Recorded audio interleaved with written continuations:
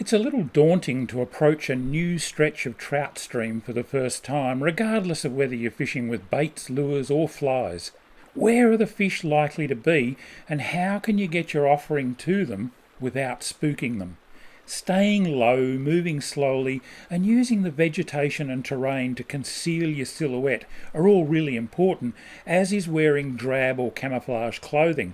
But you still need to be able to read the water. So let's get a little bit of elevation and have a look at a typical stretch of this small high country stream. For the most part the water's shallow and clear, so resident trout will need to seek some sort of cover from predators, as well as holding spots that provide them with plenty of food.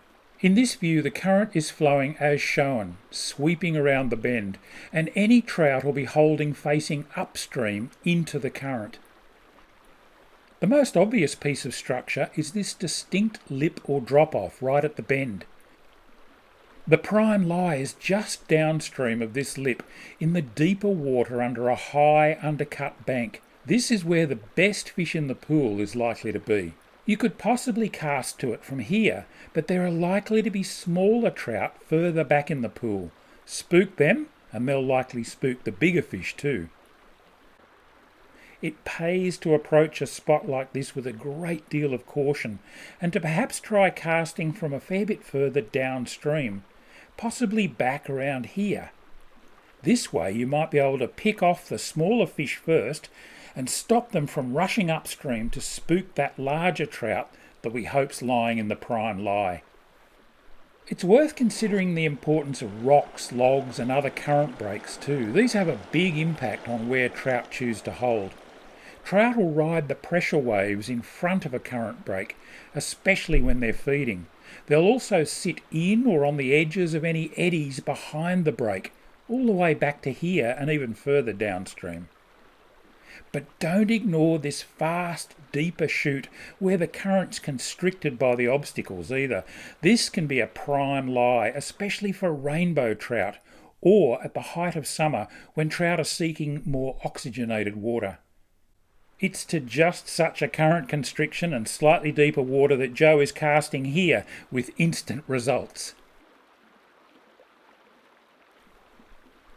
It's not a big rainbow, but it's heaps of fun on her light gear, spending more time in the air than the water, and even managing to pick up a stray stick in the leader on its way to being landed, unhooked and released.